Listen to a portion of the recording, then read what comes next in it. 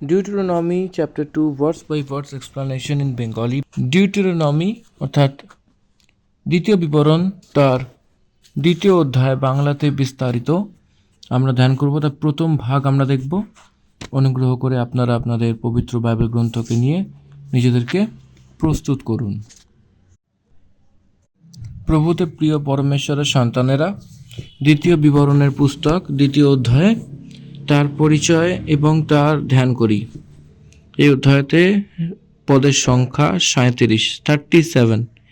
এই অধ্যায় ইসরায়েলিদের জন্য একটা নতুন প্রজন্মে তাদেরকে মোয়াবের ময়দানে মসির শেষ দিনেতে স্বয়ং মসি নিজে আবার আরেকবার উপদেশ করতে করতে পরমেশ্বর যা দিয়েছেন ব্যবস্থাকে সেই লোকদেরকে বলতে বলতে যে কথাগুলি এখন যে আমরা ধ্যান করব দ্বিতীয় অধ্যায় প্রথম প্রজন্ম যা করেছিলেন যাত্রা তার সমীক্ষা করা। Review of the journey of the first generation of Israelites delivered from Egypt. মিশর দেশ থেকে ছুটকারা পেয়ে বাইরে বেরিয়ে আসার প্রথম প্রজন্ম যে ইসরায়েলি 38 বছর তার জঙ্গলের যাত্রার বিষয়তে এখানে মসিজি মোয়াবের ময়দানে তারা সেই কার্পিং করতে করতে সেই সন্দর্ভে বলছিল। এই অধ্যায়তে এটা পৃষ্ঠভূমি রয়েছে।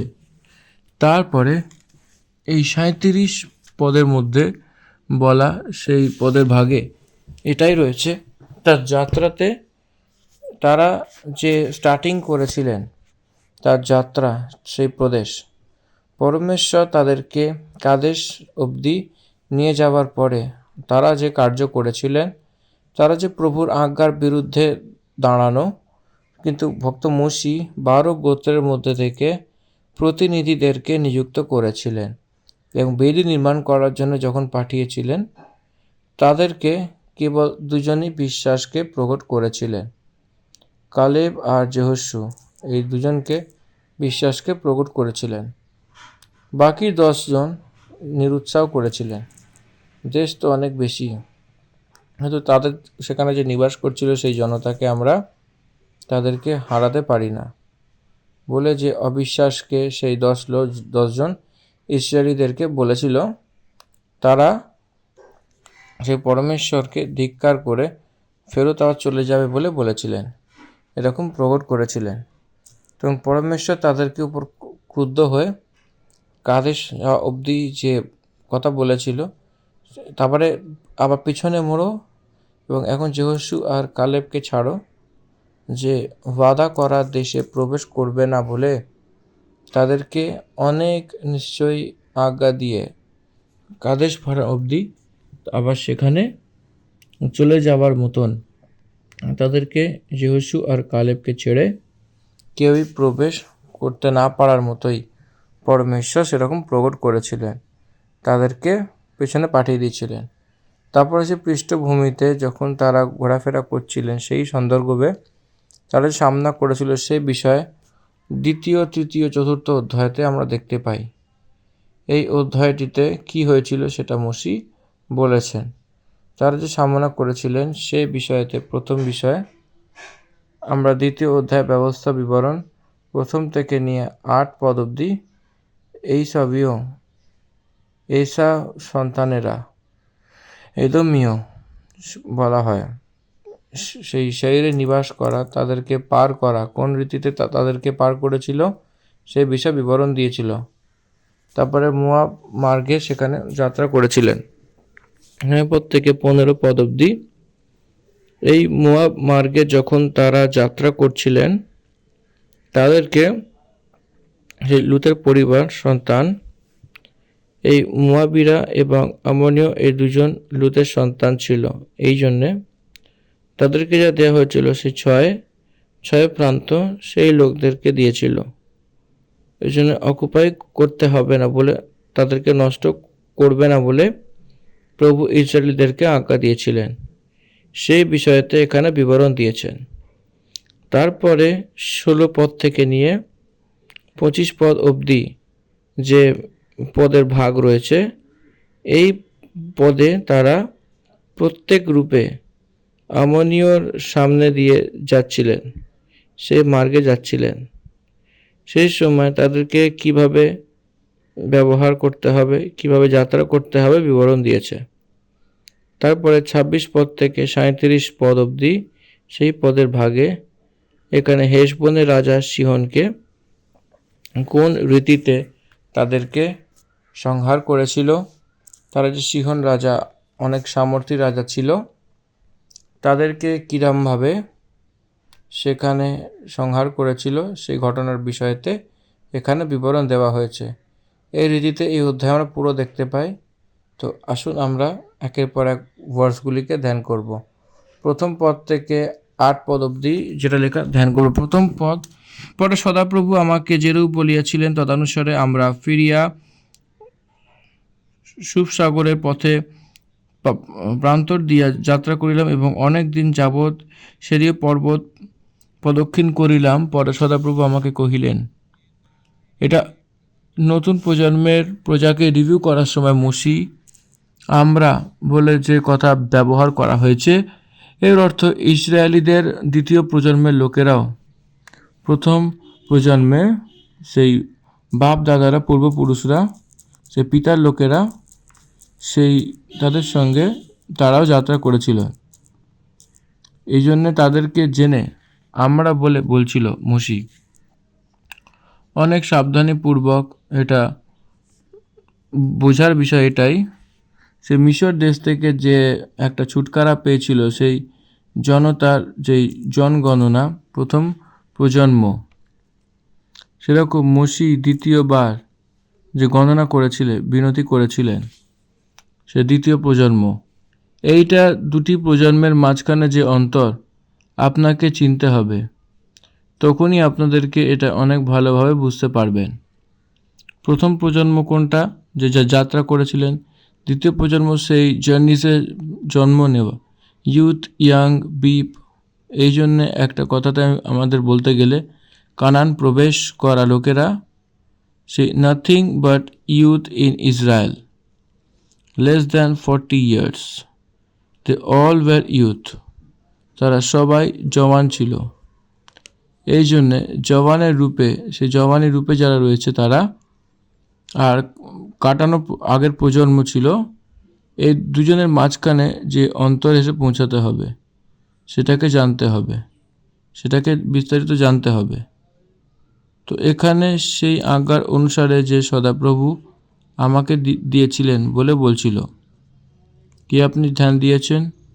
ইব্রানীদের পত্রিতে প্রথম অধ্যায়তে পূর্বযুগে পরমেশ্বর বাপ দাদাদের থেকে একটু একটু করে আর বান্তি বান্তি দ্বারা ভবিষ্যৎ বক্তা দ্বারা কথা বলছিলেন বলে সেখানে লেখা রয়েছে। এখানে মসিকে পরমেশ্বর যখন কথা বলছিলেন, লোকেরা তাকে অঙ্গীকার করে ফেরত যাচ্ছিলেন মুড়ে। এর অর্থ সে আবার লাল সমুদ্রের মার্গে যাচ্ছিলেন। ইট is the order of the god, এটা পরমেশ্বরের আজ্ঞা, প্রথম প্রজন্মের প্রজা। তখন তারা পিছনে মুড়ে ফেরত দেখল লাল সমুদ্রের মার্গে, আবার they went back to the Red Sea road, সেই মার্গে তারা যাচ্ছিলেন। সেই সময় তারা অনেক দিন শরীরের মার্গে ঘুরছিলেন, সেইরের পাহাড়ের বাইরে বাইরে চলতেছিলেন। সেইরের পাহাড়ের বাইরে অর্থ এদোমীয়দের নিবাসের একটা প্রান্ত ছিল। এখানে একটা কথা মনে রাখবেন, পরমেশ্বর ইসরায়েলীদেরকে কানান দেশের মতো যেরকম দিয়েছিলেন, আব্রাহামের সন্তান জাকুবের পুত্র, জাকুবের পুত্র যে 12 পুত্র ছিল, তারা সেখানে প্রমিস করার মতো সেই ভূভাগকে জাকুবের ভাই এসাউকেও সেইর বলে যে পাহাড়ে প্রান্ত আসে, পরমেশ্বর তাদেরকে দিয়েছিলেন। গড হিমসেলফ গিভেন দ্যাট, পরমেশ্বরই তাদেরকে দিয়েছিলেন। এর অর্থ আব্রাহামের ভাইয়ের যে বড় ভাইয়ের যে পুত্র লোত, তার কন্যাদের থেকে যে জন্ম নিয়েছিলেন আমনীয় আর এদোমীয়, এই দুজন প্রজন্মের লোকেদেরই পরমেশ্বর প্রত্যেক করেছিলেন। 6 প্রকারের দেশ, যে পূর্ব যুগ নিবাস করত, সেই স্থানকে এমিওর মতো করে বলেছিল, আমনীয় এদমীয়কে দিয়েছিল। এই জন্য কেবল কানানীদেরকে, কানান দেশে যে ছিল তারা সে প্রান্তকে কেবল ঈশ্বরীদেরকে দিয়েছিল বলে ভাববেন না, বাকি লোকদেরকেও দিয়েছিলেন। এই জন্যে তাদেরকে যা দেওয়া হয়েছিল জমি নিবাস করতে হবে, এই জন্য ইসরায়েলিদেরকে সে অকুপাই করতে পারবে না বলে বলছিল। ইসরায়েলে যে ছিল সেই জাতিদেরকে তাড়িয়ে তাদেরকে কানান দেশেতে অকুপাই করতে হবে, নাকি আদার এরিয়াসকে টাচ করতে পারবে না বলে পরমেশ্বর যা দিয়েছিলেন সেটা আজ্ঞা ছিল। এই জন্য সেই পাহাড়ের বাইরে তারা ঘুরছিল। তখন সদাপ্রভু আমাকে বললেন যে তোমরা এই পাহাড়ের বাইরে বাইরে চলতে চলতে অনেক দিন কেটে গেছে, এখন ঘুরে উত্তরের দিকে চলো। এখানে একটা কথা আপনাদেরকে জানতে হবে। কি একটা কথা ধ্যান দিয়েছিলেন যে পরমেশ্বর তাদের সঙ্গে কথা বলছিলেন। God has spoken with them. পরমেশ্বর কথা বলছিলেন, পরমেশ্বর তাদের সঙ্গে কথা বলছিলেন, তাদেরকে চালাচ্ছিলেন, আগুয়াই করছিলেন। পরমেশ্বর তাদেরকে আজ্ঞা দিচ্ছিলেন। পরমেশ্বর তাদেরকে কোথায় শুরু করতে হবে, কোথায় শেষ করতে হবে অনেক বিবরণ দিয়েছিলেন, অনেক রূপের সন্দেশ দিয়েছিলেন, অনেক সন্দেশ দিয়েছে। ইভেন টুডে, আজকেও সে নিজের পরমেশ্বর সেই রীতিতে সেইভাবে দেখতে পারি। পরমেশ্বর পবিত্রতা, পরমেশ্বর তার আন্দরণীতে সে উদ্ধার পাওয়া হরেক ব্যক্তি সেই বিষয়তে, সেই উদ্ধার পাওয়া হরেক ব্যক্তির কথা তার আত্মার দ্বারা প্রচার করেছিল, আত্মার দ্বারা চালিয়ে সে ভেতরে রেখে চালাচ্ছিল বলে আমরা জানতে পারি। সো ওল্ড টেস্টামেন্ট পিরিয়ডসে এক্সটার্নাল গাইডেন্স থাকলে সেই নিউ টেস্টামেন্টে ইন্টারনাল গাইডেন্স চালানোর জন্য সেই বিধিকে আমরা দেখতে পারি। এই যে পাহাড় বাইরে ঘুরতে ঘুরতে যে সেরকমই বন্ধ করো, সেই পাহাড়ের বাইরে বাইরে চলতে চলতে অনেক দিন হয়ে গেছে, সেই উত্তরের দিকে চলা, সেই স্পেসিফিকেশন অফ দ্য ডাইরেকশন, আপনার লাইফের ডাইরেকশন কোন রীতিতে যাওয়া, he will let you know, সেটাই জানতে পারার মতো জানা যাবে। এটা অনেক প্রমুখ। আপনার জীবনে হোক কি আমার জীবনে হোক, আপনার জীবনে আর আমার জীবনে অনেক প্রমুখ বিষয় রয়েছে। আমি আমার 33 লাইফের এই যাত্রাতে অনেক অনেক প্রকারের মিনিস্ট্রির ভেতরে প্রবেশ করে বাইরে আবার এসে আবার নতুনভাবে প্রবেশ করা, নতুন মিনিস্ট্রিতে কাজ করা, আবার ফেরত আসা, এই প্রকারের অনেক অনুভব আমি দেখেছিলাম। God has clearly help me. সে অনেক স্পষ্টরূপে আমাকে হেল্প করেছিলেন এবং সে আমার হরেক নিডকে আগুয়াই করার সময় পুরো করার মতো আমি জেনেছিলাম। কেন এই কথা আমি আপনাদেরকে বলছি যে he will lead you in any directions which you want. এই পরমেশ্বর যে তার দিকে যে দিশা রয়েছে সেই দিকে আপনাকে নিয়ে যাবে। উত্তর দিকে চলো বলে বলছিল। That is the clear direction. You need to get a clear direction in your life. আপনার জীবনে আপনার একটা ক্লিয়ার ডাইরেকশন হয়ে থাকতে হবে। তোকে সদাপ্রভু আমাকে বলল, তুমি লোকদেরকে এই পাহাড়ের বাইরে বাইরে চলতে চলতে অনেক দিন কেটে গেছে, এখন ঘুরে উত্তর দিকে চলো। আর দুই প্রজার লোকদেরকে আমার এই আজ্ঞা শোনাও যে তুমি সেইরে নিবাসী হয়ে তার ভাই ইসাভিয়র সেই কাছ থেকে হয়ে যেতে পারো, আর সে তোমাকে ভয় পেয়ে যাবে। এই জন্য তুমি অনেক চৌখস থাকো। এখানে ছোট কথা আপনাকে বলবো, এই সন্দেশে অনেক মহত্বতা রয়েছে। সেটা কি জানেন? কে সামর্থী, কি এদমীয় কি ইসরায়েলিরাই বলবান লোক ছিল এদমীয়দের থেকে, কিন্তু সামর্থ্যী লোকেরা নির্বলের লোকেদেরকে তারা আদর করত, তাদের উপরে হামলা না করে তারা নিজেদের উপরেই হামলা করার ছাড়াও তা সত্ত্বেও প্রতিক্রিয়া না করে চলে যেতে হবে। এটাই কিন্তু একটা ওখানে মূল উদ্দেশ্য ওদের মধ্যে ছিল। এবং this positivity and this clarity absolutely it is clear for all. পরমেশ্বরের বিধি আপনি বুঝতে পারছেন, নির্বলের উপর বলবান হামলা করা উচিত নয়, এবং সেই নির্বল যদি বলবানের উপরে হামলা করে তো সে বলবান চুপচাপ সে শান্তিপূর্বক সেখান থেকে সরে যেতে হবে, পার করে দিতে হবে। That is Christianity. এটাই হলো আমাদের খ্রিস্ট ধর্মের একটা মূল উদ্দেশ্য। খ্রিস্ট ধর্ম মানে ফাইটিং নয়, খ্রিস্ট ধর্ম মানে মারামারি নয়, খ্রিস্ট ধর্ম মানে দাঙ্গা ফাসাদ নয়, খ্রিস্ট ধর্ম মানে শান্তি।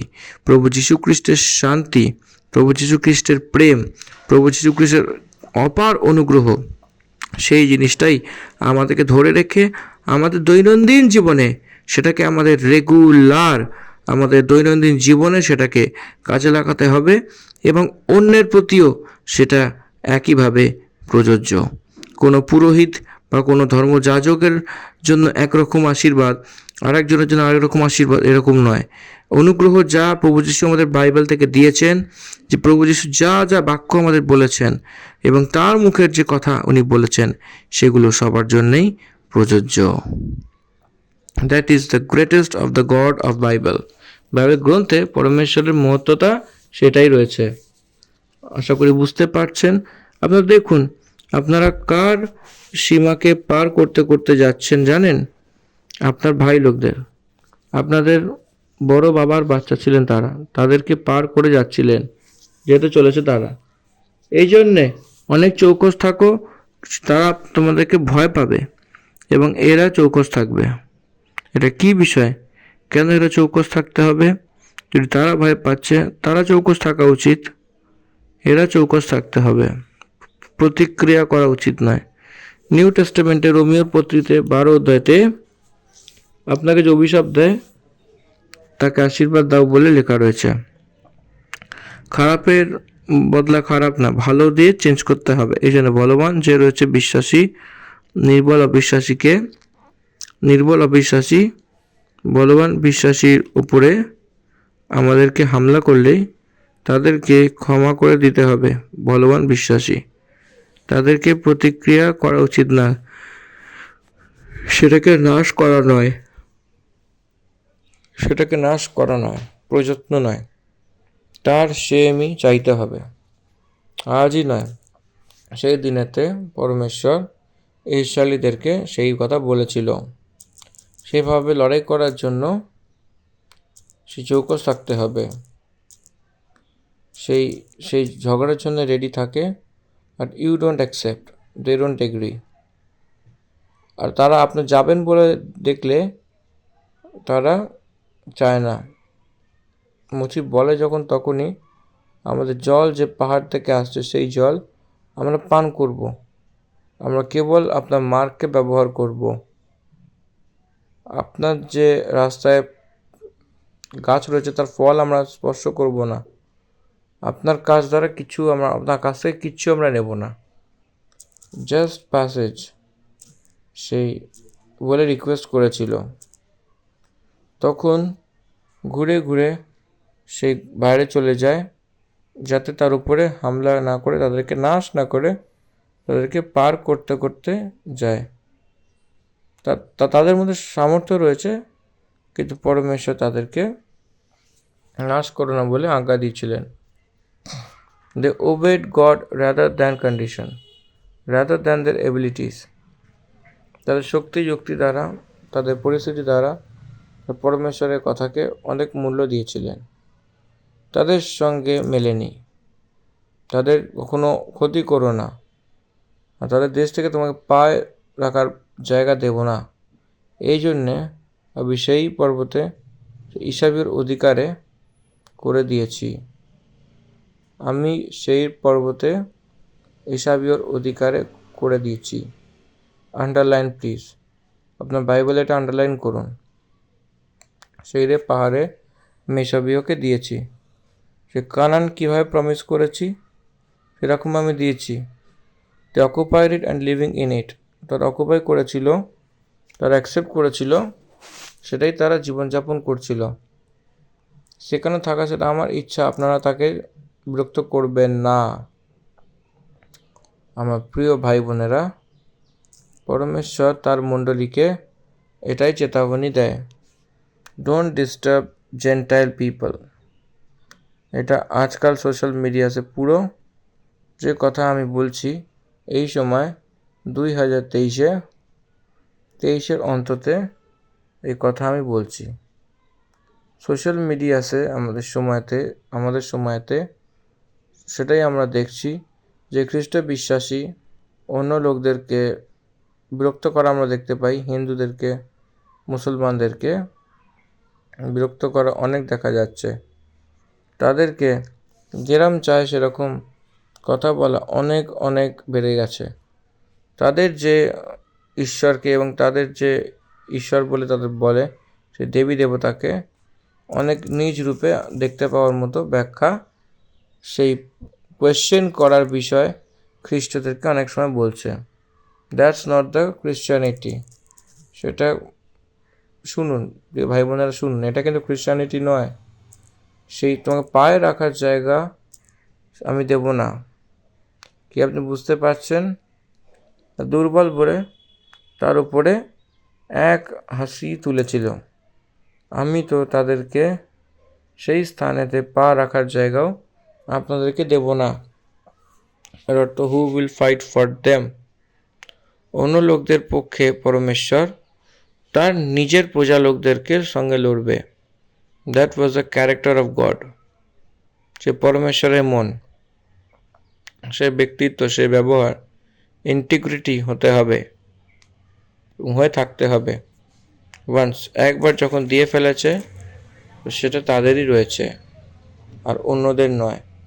নিজের প্রজাদেরকে নয়, সেই এদনবাসী, সেই এদমীয়দের জায়গাতে সে পা রাখার জায়গাতেও দেবে না বলে বলছিল।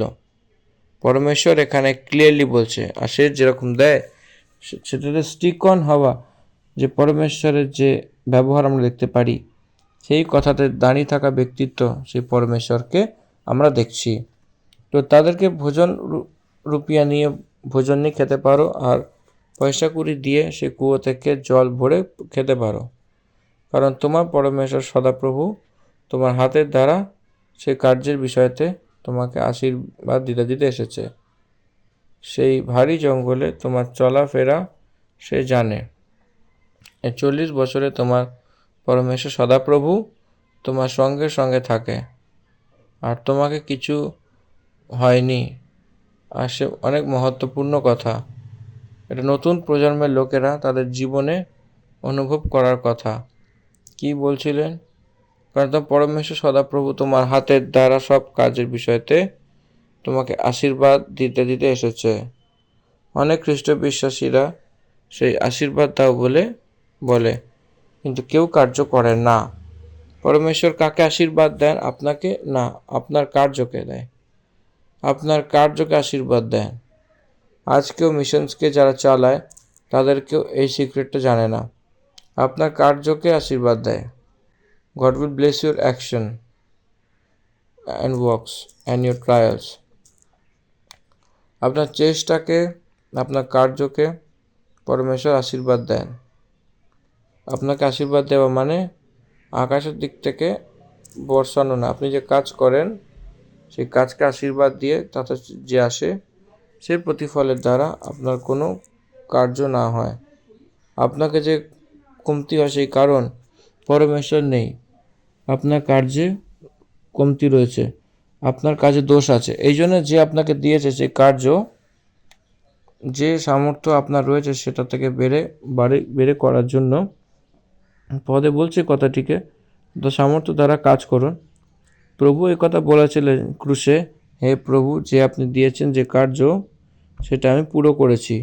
আরেক জায়গায় বলছে সেই কার্যকে আমি পুরো করে আপনার মহিমা করেছি বলেছে। ইয়েস, সে পরমেশ্বর যে কার্য দিয়েছিলেন সেই কার্যকে যদি করা যায় তো সেইটার দ্বারা আমরা পোষণ করব, আমরা কমি না রেখে করব। এই 33 বছরের সেবা যে কার্য আমরা করেছিলাম আমার মিনিস্ট্রিতে, আমি যেটা করি সেই মিনিস্ট্রিতে পরমেশ্বর আশীর্বাদ দিয়েছিলেন। সেই মিনিস্ট্রির ফলকে পরমেশ্বর আমাকে পোষণ করেছিলেন। আর সেই অনুরোধ করছি, God will bless our works. পরমেশ্বর তার হাতের কার্যকে আশীর্বাদ দেয়, নাকি কোথাও ইলিগালি সে আপনাকে দেবেন না। গড এভরি টাইম, হরেক সময় ধর্মীয় রূপে সেই কার্য করে। অনেক লোকেরা সেই ধর্মবান লোকদেরকে দেখে পরমেশ্বর কিভাবে তাদেরকে আশীর্বাদ দিয়ে দিয়েছিলেন বলে ভাবে। পরমেশ্বরের আশীর্বাদ রয়েছে নাকি তাদের লুটপাট করার কারণে, অন্যায়ের কারণে তারা কামিয়ে নিয়েছিল। এই জন্য পরমেশ্বর যা দেন সেটা আশীর্বাদ পেয়ে থাকতে চলেছে। সেই লুটপাটের অন্যায়তে অক্রম দ্বারা সেই কমান দেওয়া লোকেরা রয়েছে, সেই উপার্জনের বিধি একটা প্রশ্ন। এই জন্যে কোনো কিছু ঘটিকমি হবে না, আপনার সঙ্গে পরমেশ্বর সঙ্গে সঙ্গে থাকবে। আপনার বিষয় সব তিনি জানেন। আপনার জঙ্গলে সে চলছিল, সেই সময় পরমেশ্বর আপনার সঙ্গে ছিল, আর সেও জানতো যে তোমার হাতের সব কার্যের বিষয়ে তোমাকে আশীর্বাদ দিতে এসেছি। কি আপনি বুঝতে পারছেন? God nose every point of your life. যে দিন পথ যে শোনে, বচন যে শোনে, এটাই শিখতে হবে যে এটা আমাদের জানতে হবে। আপনারাও এটা জানতে হবে যে পরমেশ্বর আপনার জীবনে হরেক কদম জানে, হরেক ভাগ জানে। God nose all our days and our weaknesses. পরমেশ্বর আপনার দিন, আপনার সততা, আপনি যা দিন কাটিয়েছেন সব কিছুই সে জানে। সেখানে আপনি কী কী করেছিলেন সে সব কিছু তার রেকর্ডে রয়েছে। এর জন্য আপনাকে কিছু না করে সেই পরমেশ্বর রয়েছে। If you are faithful to him, he will faithful to you. যদি তার ভরসার উপরে আপনি থাকেন তো আপনার দিকেও সে ভরসাদায়ক রূপে থাকবে। সেই কাটানো দিনেতে আপনি প্রতীত রয়েছেন ভরসাদার রূপে, তো আগের দিনেতেও সে আপনার জন্য ভরসাদার রূপে, প্রতীতের রূপে থাকবে। যে বইবেন সেটাই কাটবে। অর্থ এটাই যে আপনি ভরসার সঙ্গে সঙ্গে রয়েছেন, পরমেশ্বরও আপনার উপর ভরসা রাখবে। এটাই একটা বিধি রয়েছে, সেই দৈবিক বিধি। কোনো না বইয়ে ফসল কাটা সেটা অবিবেকের কথা।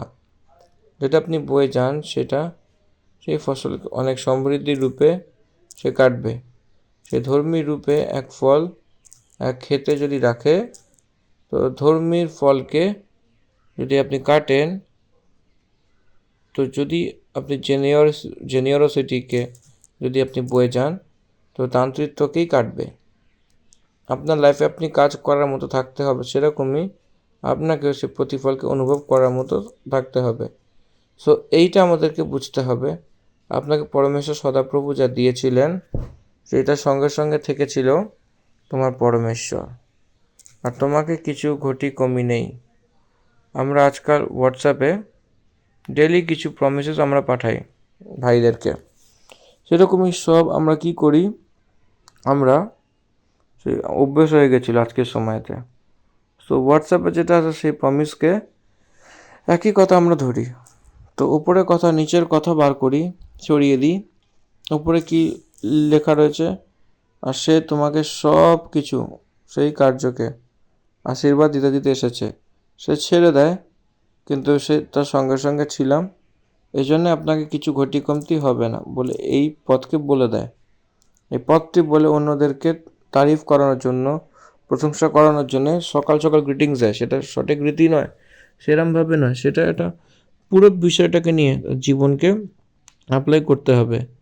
এই জন্য কখন আমাদেরকে কোথায় কী কী করতে হবে, পরমেশ্বর আমাদের সঙ্গে রয়েছে। তো কমতি না হওয়ার জন্য আমাদের কি করতে হবে সেটাই বলেছিলেন। তোমার হাতে সব কার্যের বিষয় আমি আশীর্বাদ দিতে এসেছি, এটাই বলেছেন। Everyone must work, that is the will of God. পরমেশ্বরের ইচ্ছা এটাই, আরেক ব্যক্তি কাজ করুক, সে না দেওয়ার ফলই সেই সমৃদ্ধিকে অনুভব করা। ইসাক সেই সময় বীজকে বয়েছিল। That is the part of Isaac, সে আইজ্যাকের বিধি। তো পরমেশ্বরের বিধি এটাই যে 100 গুণ আশীর্বাদ দিয়েছিল। কি আপনি বুঝতে পারছেন? সেই সন্তানেরা, শিষ্যগণেরা সেগুলো সরিয়েছিলেন। লাজারকে জীবিত করে বাইরে এনেছিলেন, সেটা প্রভুর কাজ। সেই 5 রুটি 2 মাছ সেসব যিশুর কাছে নিয়ে এসেছিল, সেটাকে ভেঙে হাজার হাজার লোককে খাওয়ানো পরমেশ্বরের কার্য ছিল। শিষ্যদের কাজ ছিল 12 টুকরিকে তোলা এবং অদ্ভুত কার্য করা। তার কার্য রয়েছে, ফিজিক্যাল কাজ করা আমাদের কাজ। এই জন্যে you do your work, God will do his work. আপনার কাজ যদি প্রভু ইচ্ছা অনুসারে করেন তো সেটা নিজের বলের হিসাবে, তার সামর্থ্য হিসাবে সেই কার্যকে সম্পূর্ণ করবে। That what I have observed in my 33 years. 33 বছরে আমি সেটা গ্রহণ করে আপনাকে অনুরোধ করছি। 8 পদ দেখি। পরে আমরা আরাবা তলভূমির পথ হইতে এলত ও এছিয়ন গেবর হইতে সেই নিবাসী আমাদের ভাতৃগণ এইসব সন্তানদের সম্মুখ দিয়া গমন করিলেন, আর আমরা মোয়াবের প্রান্তরের পথে ফিরিয়া যাত্রা করিলাম। এদম রাজার কাছে সেই দূত রাজাকে পাঠিয়ে, সেই দূতকে পাঠিয়ে গণনা পুস্তকে 20 অর্থাৎ 14 পদে আমরা 14 পদ থেকে 21 পদ অবধি দেখতে পাই। সেখানে লেখা রয়েছে এর বিবরণ। আমি আপনাদেরকে বলবো, ধ্যান দিয়ে শুনবেন। দ্বিতীয় বিবরণ, 2 অধ্যায় 8 পদ আমি পড়ছি। পরে আমরা আরাবা তলভূমি পথ হইতে এলত ও এছিয়ন গেবর হইতে শিওর নিবাসী আমাদের ভাতৃগণ ঐশ্ব সন্তানদের সম্মুখ দিয়া গমন করিলেন, আর আমরা মোয়াবের প্রান্তরে পথ ফিরিয়া যাত্রা করিলাম। সেই মার্গে কেন যাত্রা করেছিলেন, কিরমভাবে করেছিলেন, সেটা আমরা দেখব। গণনা পুস্তক 20 অধ্যায় 14 পদ। আবার মোশি কাদেশ থেকে এদমের রাজার কাছে দূত পাঠালেন। তোমার ভাই ইসরায়েলি বলে, আমাদের উপর যা যা ক্লেশ হয়েছে সেটা তুমি জানো হয়তো। কিরমভাবে জানতো?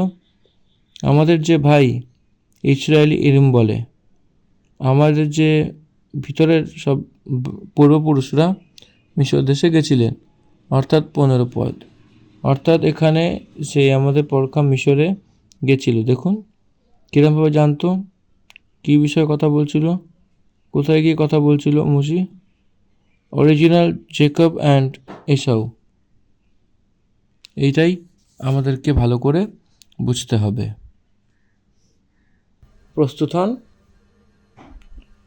Original Jacob and Esau. Esau আর জাকুব দুজন দুই ভাই ছিল। ইসাকের সন্তান ছিল রিবকাতে। ইসাক আর রিবকাকে জন্মেছিলেন এরা দুজন। জাকুব এসাউকে ধোঁকা দিয়েছিলেন, এই কারণে সে আশীর্বাদ পুরো জাকুব তার পিতাকে ধোঁকা দিয়ে পেয়েছিল। এই কারণে এসাউ জাকুবকে ঘাত করার প্রযত্ন করেছিল। এই জন্য জাকুব সেই ঘরকে ছেড়ে চলে গেছিল। সেই ঋতুতে জাকুব পালিয়ে তার মামার লাবানের ঘরে গিয়ে সেখানে নিবাস করেছিল, আর তার বাচ্চাদের সঙ্গে বিবাহ করেছিলেন, সন্তান প্রাপ্ত হয়েছিল। তারপর কিছুদিন পরে সে ফেরত এসেছিল। এই গল্পটি পুরোটা যদি আমরা দেখি তো এসব কিছু আমরা সবাই সেটা জানি, এই ইতিহাস। সেরকমই সেই সব কিছু সারা জানে।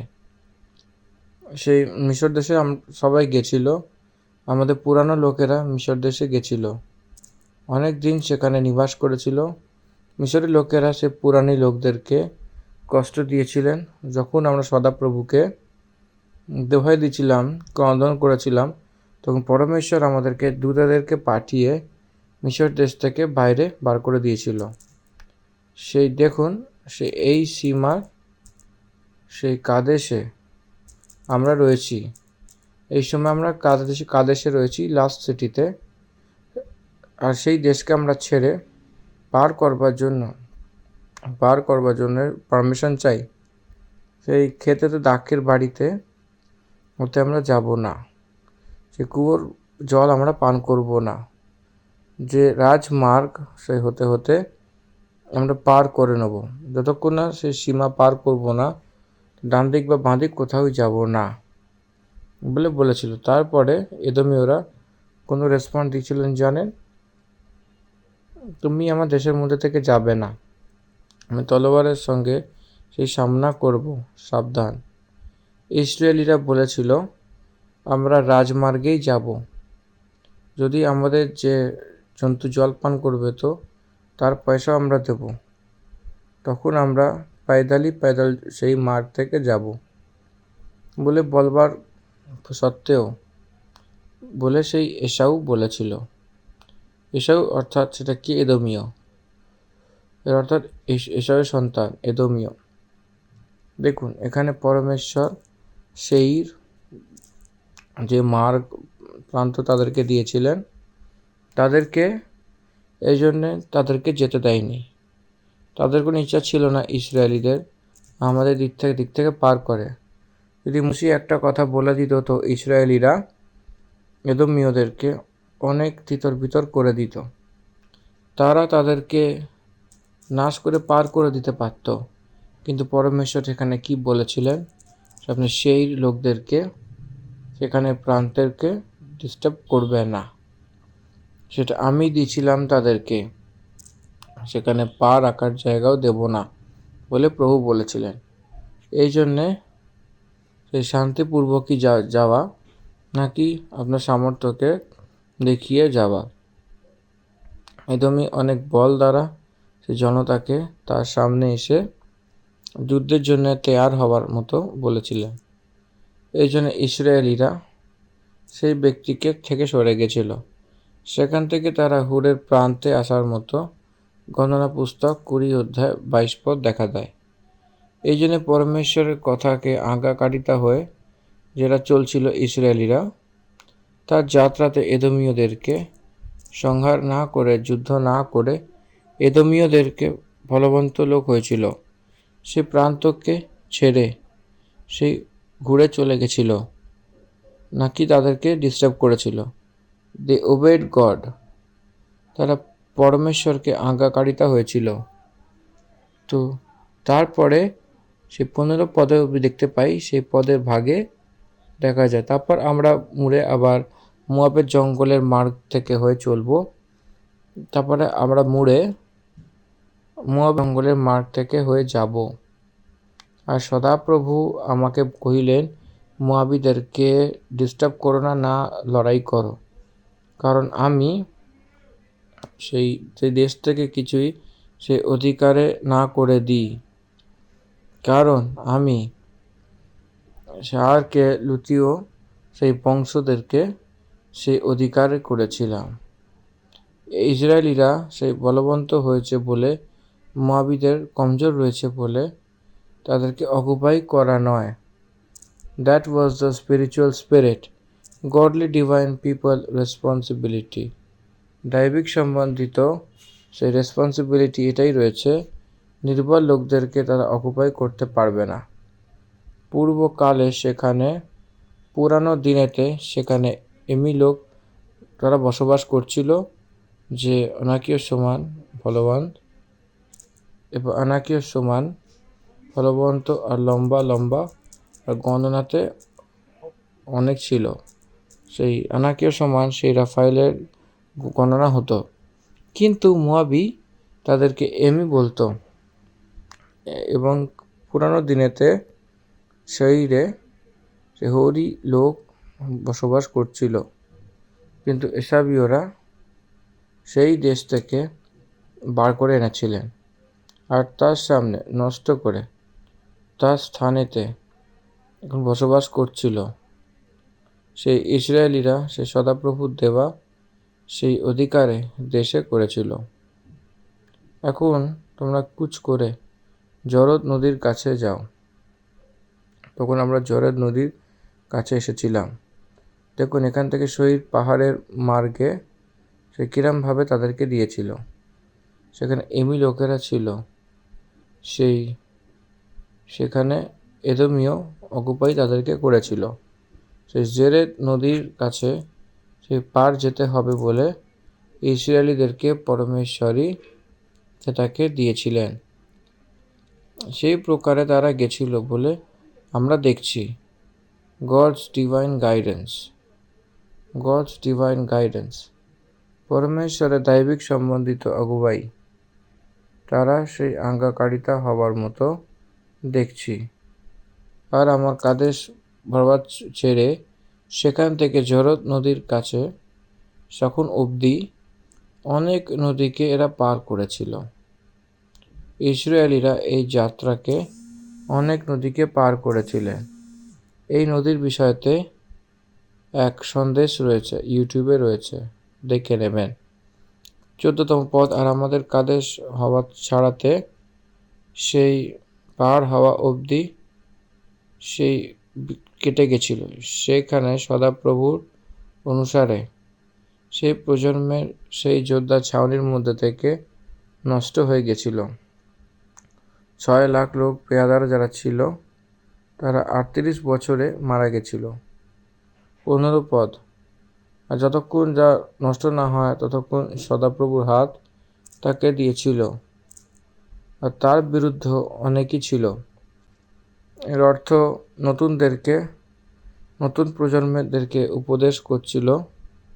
সে 2য় অধ্যায়তে 14 পদে সেই তারা সিনাই পদে সে কাদেশ অবধি সেখান থেকে পিছনে মুড়ে তারা যাত্রা করতে করতে সেই মোয়াবের থেকে 38 বছর তারা ক্যাম্পেইন করতেই সেখানে মোশি মরত, নেবো পর্বতে তার জীবনকে শেষ করে দিত। সেখানে দেয়ান্ত হয়ে গেছিল। এর মানে সেই প্রজন্মের লোকেরা শেষে রূপে সেরকম সেই মোশি ছিল।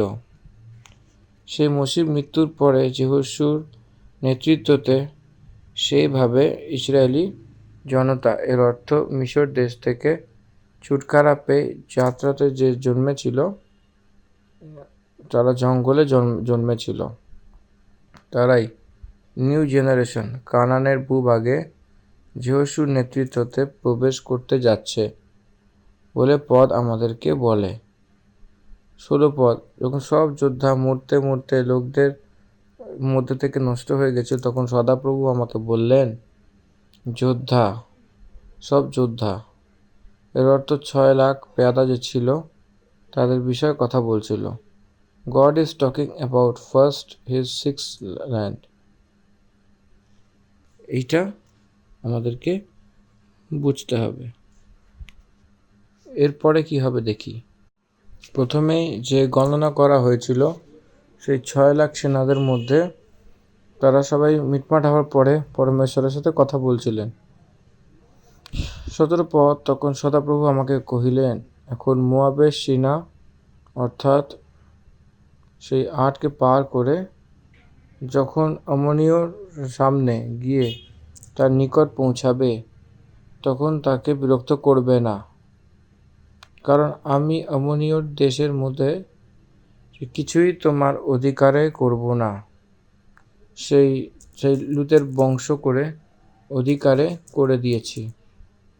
সেটা দেশও রাফাইয়ে গণনা হবে, কারণ পুরানো দিনেতে রাফাই যাকে আমনি সেই জঞ্জুনি বলতো, সে সেখানে থাকতো। তারাও অনাজ্ঞাকারিতার সমান বলবান আর লম্বা গণনাতে অনেক ছিল, কিন্তু সদাপ্রভু এদেরকে আমনীয়দের সামনে থেকে নষ্ট করে দিয়েছিল, আর তারা তাকে সেই দেশে থেকে বার করে দিয়েছিল আর তার স্থানেতে থাকতে লাগলো।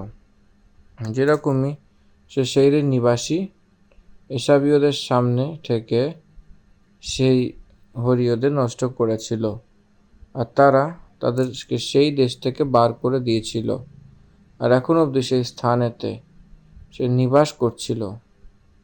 সেরকমই অভিয়কে যে ভালো নগর সেই গ্রামে সেই বসবাস করছিল তাদেরকে কাপ্তরীয় যা কাপ্তর থেকে বার করতেই সেরমভাবে নষ্ট করেছিল।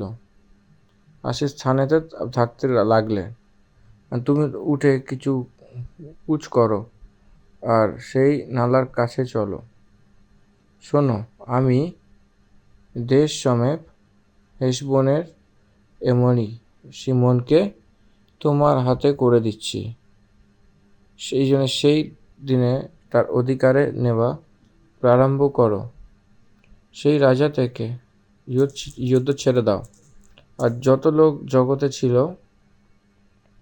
সেই লোকদের মনে আমি আজকের দিনে তোমার কারণ ভয় আর যন্ত্রণা আমি সইতে লাগবো। সে তোমার সমাচার পেয়ে তোমার ভয়ের কারণে কাঁপবে আর পীড়িত হবে। এখানে ইসরায়েলিরা অন্য প্রজন্মের লোকেরা কানান দেশে যখন গেছিল, পরমেশ্বর তাদের সঙ্গে থেকে কাটানো দিনেতে যেরকম প্রথম প্রজন্মকে করেছিল, সেরকমই অন্য প্রজন্মকে সেই শত্রু সংহার করবে না। এই জন্যে সব শত্রুর রাজ্যেতে এই ধর্নার জন্য আর কাঁপবার জন্য পরমেশ্বরই করছিলেন বলে যে সত্য আসে, সেটা এখানে বলা যায়।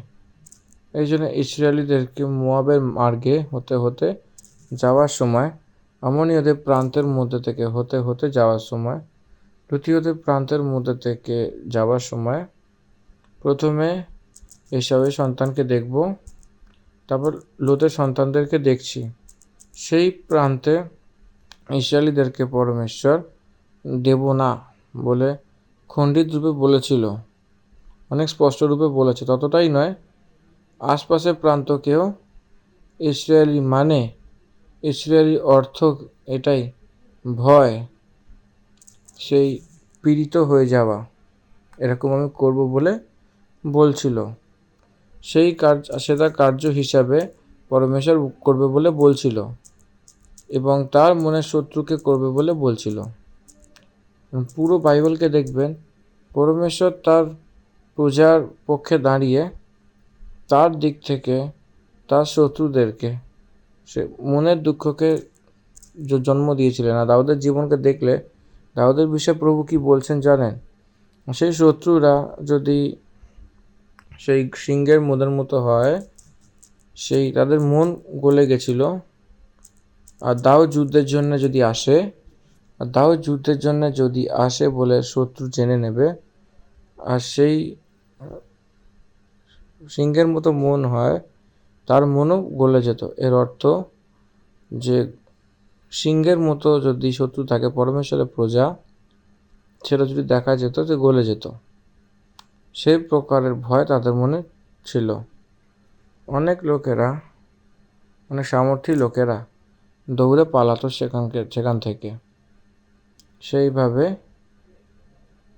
সেই সামর্থ্য নেই, তাদের বল নেই। পরমেশ্বর যা করেছিলেন সেই কার্য আজকে খ্রিস্ট বিশ্বাসী বলবান, এক সেবক বলবান, এর অর্থ কারণ সেবকের বল নেই। সেই সেবক যে উপাসনা করত, স্মরণ করত, মহিমা করত, সেটা পরমেশ্বরের বল। আর we are strong because of God. এখানে আমরা এই কারণে বলবান, আমাদের পরমেশ্বরের কারণে। আমরা এই কারণে বলবান, আমাদের পরমেশ্বরের কারণ। ধনী লোক রয়েছি আমরা, ভাগ্যবান আমরা পরমেশ্বরের কারণে। আমাদের নিজেদের কারণে একদমই নয়, আমাদের বুদ্ধির কারণে নয়। কিন্তু জগৎ বলে আপনার বুদ্ধির কারণে আপনি ভাগ্যবান বলে অনেকে বলে। পরমেশ্বরের কারণে আমরা ভাগ্যবান। আপনার ভাগ্য, আপনার সামর্থ্য পরমেশ্বর যা করেছেন তার কারণে, তখনই সেই ভাগ্যকে আপনি পেতে পারেন। এজন্য আপনার বিজয়ের কারণ আপনার পরমেশ্বর। For your victory, God is the only one. আপনার বিজয়, আপনার ভিক্টরি, আপনার প্রতিটা দিনের উন্নতি, এটা কেবলমাত্র ঈশ্বরের পক্ষেই সম্ভব। কারণ ঈশ্বর ছাড়া যেটা আমাদের পক্ষে অসম্ভব, ঈশ্বর সেটা আমাদের জীবনে সম্ভব করে দেখাচ্ছেন। আমেন। আপনার ভাগ্যের কারণ আপনার পরমেশ্বরই রয়েছেন, আপনার সামর্থ্যের কারণ আপনার পরমেশ্বরই রয়েছেন, আপনার বিজয়ের কারণ আপনার পরমেশ্বরই রয়েছেন। আপনার পরমেশ্বরের কারণে আপনি সুর কার্য করতে পারবেন, আপনি স্বয়ং ওটা করতে পারবেন না। 26 পদ আমি পড়ছি, তথা আমি সেই কদমুত নামক জঙ্গল থেকে হেশবোনের রাজা সেই সিমনের কাছে মিলে এই কথাটা বলেছি, দূত পাঠাবো, সে আমরা আমার দেশ থেকে বলে পাঠাবো। এখানে একটা অন্তরকে দেখতে হবে, বুঝতে হবে। এখানে অন্তর এটাই, এদমীয়, মোয়াবীয় আর আমনীয়। আর সেখানে পার করার সময় সেই আজ্ঞা দিয়েছিল, তারা নির্বল হলেও তাদেরকে কিছু করো না বলে বলেছিল প্রভু। সেই দেশ আমি তাদেরকে দিয়েছি বলে বলেছিল।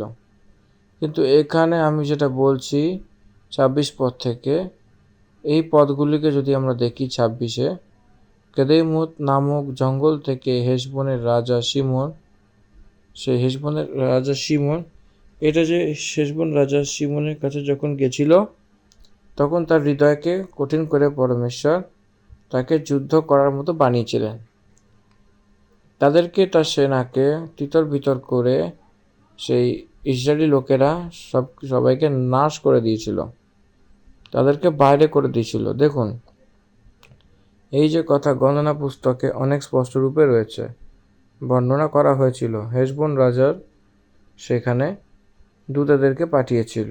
এটা আমরা গণনা পুস্তকে 21 অধ্যায়তে 21 পদ থেকে দেখতে পাই। তখন ইসরায়েলিরা এমোরীয়দের রাজা সিমনের কাছে, এরা কারা? এমোরীয়, আমনীয়। এমোরীয় আলাদা, মোয়াব আর আমনীয় তারা লুতের সন্তান ছিল, কিন্তু এমোরীয় আলাদা। যে আমনীয় রাজা যে সিমনের কাছে দূতদেরকে পাঠিয়ে বলেছিল মুশি, তখন ইসরায়েল এমোরীয়দের রাজা সিহনের কাছে দূতদেরকে এটা বলে পাঠালো, যেটা আমি পড়ছি, এটা শুনবেন। গণনা পুস্তকে পড়ছি 21 পদ থেকে, আমি নিজের দেশ থেকে হতে যেতে দাও, আমরা মূলে সেই দাকের বিষয়তে যাব না, নাকি সেই কুয়োর জল পান করব, যতক্ষণ তোমার দেশ থেকে বাইরে না হই সেই রাস্তা থেকে চলে যাব। তখনই সিমন ইসরায়েলকে তার দেশ থেকে হয়ে যেতে দিল না। সেই তার সব সেনাকে একজোট করে ইসরায়েলের সামনা করবার জন্য জঙ্গলে পাঠিয়েছিল।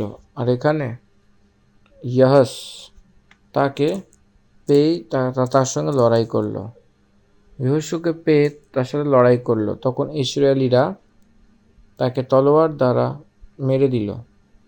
আর আর্নেন থেকে সেই ইয়ব নদী অবধি যে আমনীয় সীমা ছিল, তার দেশের অধিকারী হয়ে আমনীয় সীমা দৃঢ় ছিল। ইসরায়েলিরা তাদেরকে অ্যাকসেপ্ট করে নিয়েছিল। ধ্যান দেবেন, এরা এখন জর্দনকে পার করেনি কানান দেশে ঢোকার আগে থেকেই। সেই সময়কার ইতিহাসে যে রুবেনীয়, গাদীয় আর মানাসে আধেক গোত্রের লোকেরা ছিল, তাই 2.5 গোত্রের লোকেরা ছিল, এবং জর্দনের পূর্ব দিকে সেই মোয়াবের ময়দানে সেই প্রান্ততে থাকতে লাগলো, এবং সেই প্রান্তের শত্রু লোকেদেরকেও নাশ করে সেখানে তারা অকুপাই করছিল। 25 পদ থেকে গণনা। এই জন্য ইসরায়েলি সেই এমোরি সব নগরকে নিয়ে নিয়েছিল, আর সেখানে অর্থাৎ হেশবোন আর তার কাছ থেকে নগর থেকে লাগতে লাগলো। হেশবোন এমোরীয়দের রাজা সিংহনের নগর ছিল, আর সে মোয়াবের নেক্সট রাজাকে লড়াই করে তার সব দেশ আর্নোন অবধি তার হাত দ্বারা ছিনিয়ে নিয়েছিল। এই কারণে সে গুরু কথাতে বলতে লাগে, হেশবোনে আসো আর সিংহনের নগরে বসো আর দৃঢ় করা হোক, কারণ হেশবোন তারা অর্থাৎ সিংহনের নগরে লব বেরালো। এটা থেকে মোয়াব দেশের সে আর নগর আর আর্নেনের উচ্চ স্থানে সেই স্বামী ভস্য হল। হে মোয়াব, তোমাতে হায়! কাদেশ দেবতাও তার পূজা নষ্ট হয়েছিল। সে তার সে তার সন্তানকে এবং সে তার কন্যাকে এমরি রাজা সিংহনের দাসী করে দিয়েছিল। আমরা তাকে ফেলে দিয়েছিলাম, হেশবন দিবন অবধি নষ্ট হয়ে গেছিল, আর আমরা নোপাদ আর সেই মেদবা সেখান অবধিও উজড়ে দিয়েছিলাম। এটা সে বলতে বলতে আসছিল। গণনা পুস্তক 21 অধ্যায় 21 থেকে নিয়ে 30 অবধি যদি আমরা দেখি তো এটা পুরো লেখা রয়েছে সিংহনকে কি করে তারা জয়প্রাপ্ত হয়েছিল। সব কিছু এখানে অনেক স্পষ্ট রূপে আমরা দেখতে পাই। এখানে একবার আমরা যাব ব্যবস্থা বিবরণ, দ্বিতীয় বিবরণ 2030 পদ। কিন্তু হেশবনের রাজা সিংহন আমাদেরকে তার দেশের মধ্যে থেকে চলতে দিল না। এখন আমরা পড়েছিলাম না গণনা, সেই বিষয়ে এখানে দ্বিতীয় বিবরণে আরেকবার লিখছে। কারণ তোমার পরমেশ্বর সদাপ্রভু তার চিট কঠোর আর তার আর সবুজ ফটিলা করে দিয়েছিল, এই জন্যে যে সে তোমার হাতে সব কিছু করে দেয়, যেরকম এখন দর্শনে রয়েছে। আর সদাপ্রভু আমাকে কহিলেন, শোনো, আমি দেশ সমেত সিংহনকে তোমার বংশ করে দেব, আর সেই দেশকে তার অধিকারে নেওয়া প্রারম্ভ করো। গণনা পুস্তকে আমরা যে যুদ্ধের কাণ্ড দেখেছি যে ইসরায়েলিরা করেছিল, তার কারণ কি রয়েছে সেই ব্যবস্থা বিবরণের পুস্তকের 2 অধ্যায়তে 31-এ লেখা রয়েছে। সদাপ্রভু অর্থাৎ প্রভু বলছেন, সেই আমাকে সদাপ্রভু আমাকে বলেছেন, শোনো, আমি সে দেশ সমেত সিংহনকে তোমার বংশে করতে চলেছি, সেই দেশকে তার অধিকারে নেওয়া প্রারম্ভ করো। It is the God's will for his people to occupy. পরমেশ্বর যে আপনার দিকে দেওয়ার জন্য ভাবছিল, সেটা আপনার পক্ষে করে দেবে। আপনাকে অ্যাকসেপ্ট করার জন্য পরমেশ্বরই করবেন। রোমিও পত্রিতে 8 অধ্যায়তে 28 পদকে যদি আমরা দেখি, তো পরমেশ্বর তার জন্য সব কথা মিলিয়ে বলাই উৎপন্ন করেছে বলে, অর্থাৎ তাদেরই জন্য যে তার ইচ্ছা অনুসারে করা হয়েছে, যে রেডি করে রেখেছিল সে সব কিছু সে দেবে, সে সব কিছু করাবে, কিন্তু পরমেশ্বরই সব ভালো উৎপন্ন করবে। আমার ব্যক্তিগত অনুভব দ্বারা আমি দেখেছি, অনেকবার আমি দেখেছি, অনেক প্রার্থনার উত্তরকে আমরা দেখেছি পরমেশ্বরের একজোট। আমি অনেক শুভ কাজ দেখছি আর অনুভব করছি, আমি আনন্দ অনুভব করছি, জাস্ট বাই আওয়ার প্রেয়ার্স। আমরা প্রার্থনার কারণে তার কাছে যাব, আর সে কর্মের দ্বারা সেরকম বলেছে, আর সে প্রকারের রূপে আমি কোথাও দেখিনি। ব্যবস্থা বিবরণ 2 অধ্যায় 32 পদ আমরা দেখি, ইহারা ইসরায়েলের সন্তানগণের পিতৃকুলানুসারে গণিত লোক, সৈন্য অনুসারে শিবিরের গণিত লোক, সর্বশুদ্ধ 6,03,533। কিন্তু এখানে আমি একটা ভুল করেছি, এখানে একটা ছোট্ট ভুল হয়েছে, তার জন্য আমি ক্ষমা চেয়ে নিচ্ছি। আমি গণনা পুস্তক পড়ে ফেলেছি, এখানে একটা আমার মনোযোগে ভুল হয়েছে। তো দ্বিতীয় বিবরণ তার 2 অধ্যায় তার 31 এবং 32 পদ আমি পড়ব, আপনারা একটু মন দিয়ে শুনবেন। আগে কিছুটা যেখানে আমি ভুল পড়লাম ওটা 32-33 বলে ওটা ইগনোর করবেন। আমি এখানে আবার নতুন করে পড়ছি 32 আর 33। আচ্ছা, 31 থেকে পড়ছি। আর সদাপ্রভু আমাকে কহিলেন, দেখো, আমি সিংহনকে ও তাহার দেশকে তোমার সম্মুখে দিতে আরম্ভ করিলাম, তুমিও তাহার দেশ অধিকার প্রার্থে লইতে আরম্ভ করো। তখন সিংহন ও তাহার সমস্ত প্রজা আমাদের প্রতিকূলে বাহির হইয়া জহসে যুদ্ধ করিতে আসিলেন, আর আমাদের ঈশ্বর সদাপ্রভু আমাদের সম্মুখে তাহাকে সমর্পণ করিলেন। আমরা তাহাকে, তাহার পুত্রগণকে ও সমস্ত প্রজাকে আঘাত করিলাম। আশা করি এটা বুঝতে পারছেন। এটা আপনাদের বাইবেলে দাগিয়ে নিন। পরমেশ্বর যেটা দেননি সেই বস্ত্র, পরমেশ্বর যেটা দেন সেই স্থানকে, সে পরমেশ্বর যেটা দেন না সেটার জন্য আমরা লালাচ করব না, লোভ করব না। আমাদেরকে সেরকমভাবে থাকতে হবে যেরকম ইসরায়েলি। পরমেশ্বর যেটা দেন না তার জন্য আমাদেরকে তর্পানো নয়, পরমেশ্বর যে দিয়েছেন তার থেকে আমরা তৃপ্ত হচ্ছি। আর আমাদের পরমেশ্বর সদাপ্রভু তাকে আমাদের দ্বারা হারিয়ে দিয়েছিলেন। আমাদের পরমেশ্বর সদাপ্রভুই তাকে, এটাকে আন্ডারলাইন করে নেবেন। That's the only reason because god has given আস। পরমেশ্বর যা দিয়েছেন এটা আমরা করতে পারি বলে আমাদেরকে বুঝতে হবে। 34, আর সেই সময় আমরা তার সব নগর নিয়ে নিয়েছিলাম, আর এক এক নগরের স্ত্রী এবং বাচ্চা সমেত সত্যনাশ করেছি, যে কেউ ছাড়েনি। কিন্তু পশুদেরকে আমরা নিজেদের বলে করে নিয়েছিলাম, সেই নগরে লুটপাটও আমরা নিয়ে নিয়েছিলাম, যাকে আমরা জিতে নিয়েছিলাম। আর্নুন তার নালার সেই চোরবালি সেখানে আরবের সেই নগর থেকে, সেই নালাতে নগর থেকে হয়ে সে গিলাদ অবধি, এরকম না হয় যে উচ্চতা না হয় যে আমার সামনে টেহার থাকতো। কারণ আমার পরমেশ্বর সদাপ্রভু সব কিছুকে আমার বশে করে দিয়েছিলেন। আমাদের পরমেশ্বর সদাপ্রভু সব কিছুকে আমাদের বশে করে দিয়েছিলেন। যদি পরমেশ্বরই তার হাওয়ালে করে দেবে তো আমাদের কাছে অসম্ভব কিছুই না। পরমেশ্বরই সম্ভব করবেন তো অসম্ভব কিছুই না। নোট ইট ডাউন, এটা মনে রাখবেন। পরমেশ্বর সম্ভব করেছিলেন, তার পক্ষে অসম্ভব কিছু না। এই জন্যে পৌলুস তার অনুভবে বলেন, পরমেশ্বর আমাকে যা করার জন্য সামর্থ্য দেন আমি সেটাকে করব। এই জন্যে পরমেশ্বর আমাকে যে দিয়েছিল সামর্থ্য, সেই সামর্থ্য দ্বারা সেটাকে আমি পুরো করব। কারণ আমার সামনে কিছুই দাঁড়াতে পারে না। এই প্রকারের অনুভব আপনার জীবনে আসা উচিত। যিশু দ্বারা পরমেশ্বর সেটাই বলেছিলেন, আমার ব্যবস্থা অনুসারে চলবেন তো আমি তোমার সঙ্গে থাকবো বলে বলেছিল। আমার অসম্ভবের কোনো কিছুই নেই। এখানেও সেটাই বলছিল, সেটা সম্ভব করেছিল। সেটা অসম্ভবের জায়গা একটাও নেই।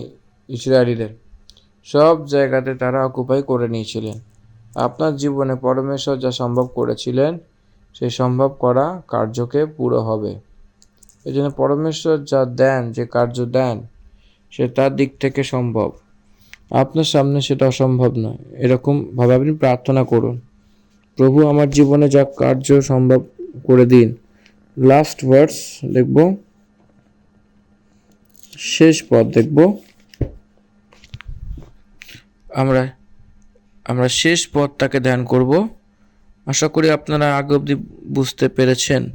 আসুন আমরা শেষ পদটাকে একবার ধ্যান করি। কেবল আমলন সন্তানদের দেশ যাবক নদীর প্রশস্ত সকল প্রদেশ ও পর্বতময় দেশস্থ নগর সরল এবং যে কোনো স্থানের বিষয়ে আমাদের ঈশ্বর সদাপ্রভু নিষেধ করিলেন, সেই সকলের নিকটে তুমি উপস্থিত হইলে না। এটা আন্ডারলাইন করে নিন, মোস্ট ইম্পর্ট্যান্ট। পরমেশ্বর যেটা বারণ করেছিলেন সেই স্থানেতে যাননি। পরমেশ্বর যে অ্যাকসেপ্ট করার জন্য যে স্থান বলেছিলেন সেটা কোনো স্থান ছাড়েনি।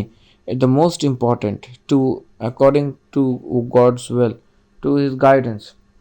পরমেশ্বরের ইচ্ছা অনুসারে, সে অগুবাইয়ের অনুসারে আপনাকে চলতেই হবে। That is a Christian life. সেটাই খ্রিস্ট বিশ্বাসীর পরিচয়। আপনার জ্ঞানে, আপনার সামর্থ্য, আপনার বল নেই, আপনার কাউন্সিল নেই। গডস কাউন্সিল, পরমেশ্বরের সামর্থ্য, পরমেশ্বরের আগুয়াই, পরমেশ্বরের অনুগ্রহ, পরমেশ্বরের অপার অনুগ্রহ, সেই অনুসারে পরমেশ্বরের ইচ্ছা অনুসারে চলা। এই জন্য শেষ পদ যেটা রয়েছে এটা অনেক প্রিয় পদের রূপে এই ডিউটোনমিতে আমাদেরকে জানতে হবে। সদাপ্রভু আমাদেরকে বারণ করেছিলেন এবং সেখানে আমরা যাইনি। That is the discipline. পরমেশ্বর যেটা বারণ করেন যে কার্য, সেটা করবেন না। পরমেশ্বর যেটা বলেন যে কার্য সেটাকে না আটকে করুন। হরেক কাজ যে প্রভু বলেন করার জন্য করুন, করতেই হবে, নিজেকে আটকাবেন না। গড উইল কন্টিনিউ দ্যাট, পরমেশ্বর সেটাকে বাড়াবেন। এই জন্যে দ্বিতীয় অধ্যায় 37 পদ অবধি আমরা সমাপ্ত করেছি। এরপরে তৃতীয় অধ্যায় আমরা দেখব। সবাইকে ধন্যবাদ। জয় যিশু। আমরা এই দ্বিতীয় বিবরণের দ্বিতীয় অধ্যায় সমাপ্ত করলাম। The end of chapter 2 of Deuteronomy. Thank you. Amen. God bless you all.